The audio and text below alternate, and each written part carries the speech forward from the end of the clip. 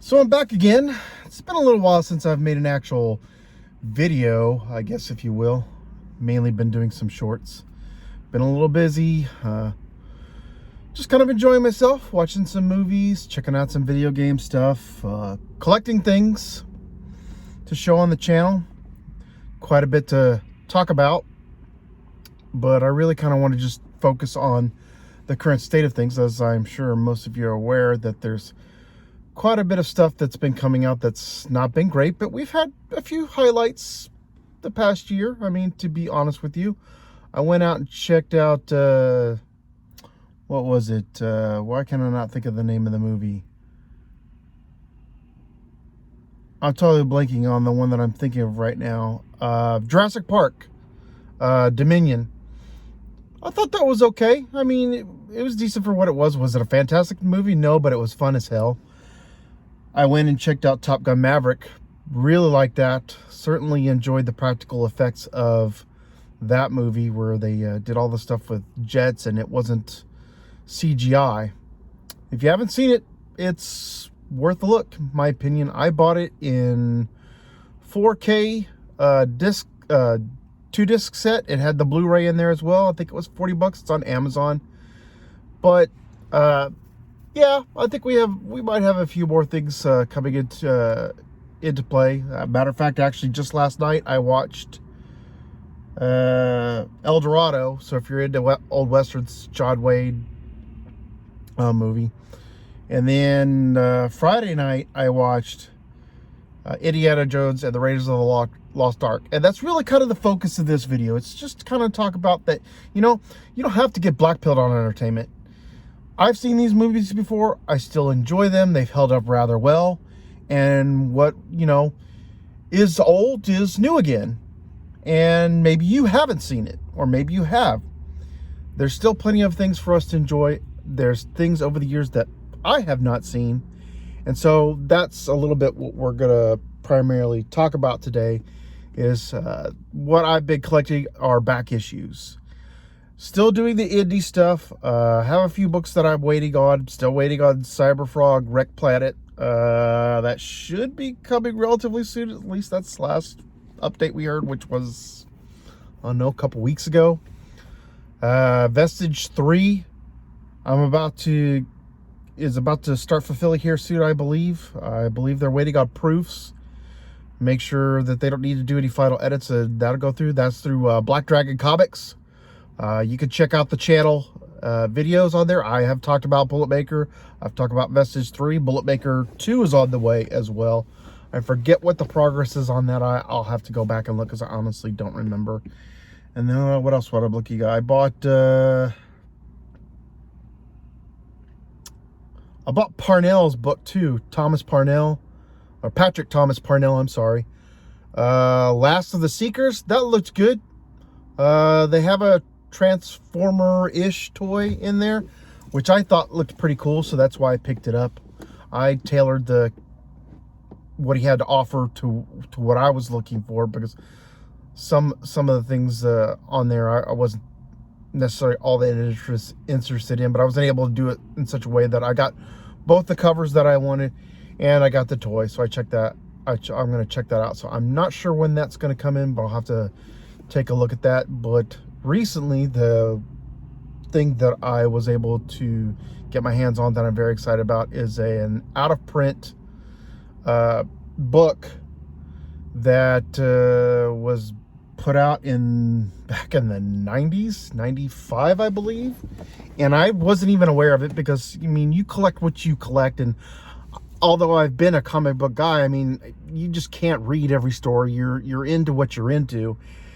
I was primarily in things like G.I. Joe and Transformers and X-Men and Spider-Man and Superman and Batman. But even then, there's so much, you can't read it. There's a series of the Green Arrow I probably might want to check out. I think it's called the Longbow series. And it's actually come highly recommended from the same person that I caught the book that we're going to look at today, which is Gary Beekler from Nerdrotic, or is Nerdrotic, however you want to look about it. And I saw this on the Real BBC with Az from Heels versus Babyface, and I think Chris Gore might have been on there as well. But let's take a look and see what we have. So this says eBay. That's not really where it came from. Doesn't matter. For whatever reason, they used eBay tape on this, but this looks like a gem. This looks like your standard Gemini mailer if I didn't know better. So let's open this bad boy up. Oh, let's not have that fall on the floor, shall we? And they did kind of have an open seam here. I guess that slipped their mind, but luckily we really haven't had a lot of rain around here lately, so it's not an issue. Man, they really taped this up good, which, well, is kind of the point. I just want to be careful. I don't want to risk any possibility of cutting into this book, because you cannot hardly find this bad boy. I guess I would assume it's sub level of rarity, because it's not in print again. Apparently, I just found this out yesterday, I think. On Twitter, somebody was talking about it. It never went to reprint. It's never been printed again. They printed it in '95 and they never did it again. So I'm pretty excited. Let's see here. Yes, this is a Gemini mailer, which is what I thought. It's a Gemini mailer. You can see right there. It's a Gemini mailer. And they did a good job, as one would expect that they have it. It's a bubble wrap. And, oh, wow. Wow. Okay. Yeah, I'm happy with this. We're very happy with this. So, yeah. Okay. So this is by Chuck Dixon, Graham Nolan, and Scott Hanna. This is the Joker, Devil's Advocate. I've never read this before. I didn't even know this book existed until Monday when I saw it on the Real BBC. Yeah, I'm very happy with this. And here's the back cover. Look at that. How nice is that?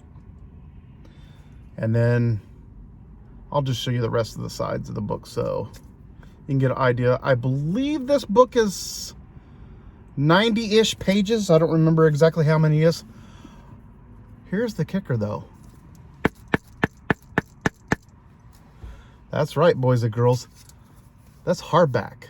This isn't the paperback, because they made both, if I'm not mistaken. This is the hardback.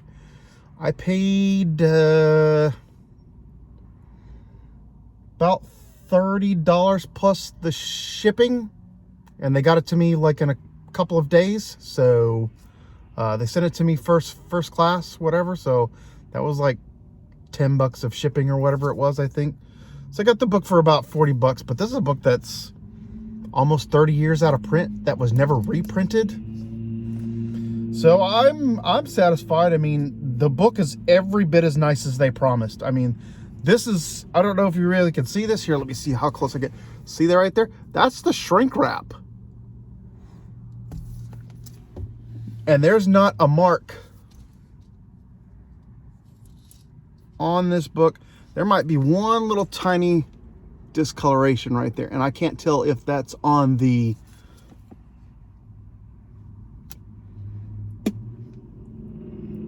that might be a discoloration of the plastic, because I don't see that the plastic itself has been broken through at all. There's one little thing here which was kind of like a little factory, like a little punch out, I guess, or whatever. I don't know what that is, but see, you have that one little imperfection in there, but that may have just been the way that they produced it, because that's a perfect circle right there. Yeah, no, I'm primarily a reader, not really so much of a collector, if you will. Some people do. There's some things that I do collect, but I'm kind of torn now that I have it. I really want to read this book, and I don't know what I should do. So I guess that kind of maybe come down to you guys. What do you think? Should I open this and read it? Or should I see if it's available somewhere, maybe in digital format, and just leave it as it is? really interested to hear you guys' thoughts and opinions on this. So I'm going to put a poll on the community wall. And if you could go and vote on it or comment as well, however you want to do it, and let me know what you think. And as always, like, comment, share, and subscribe.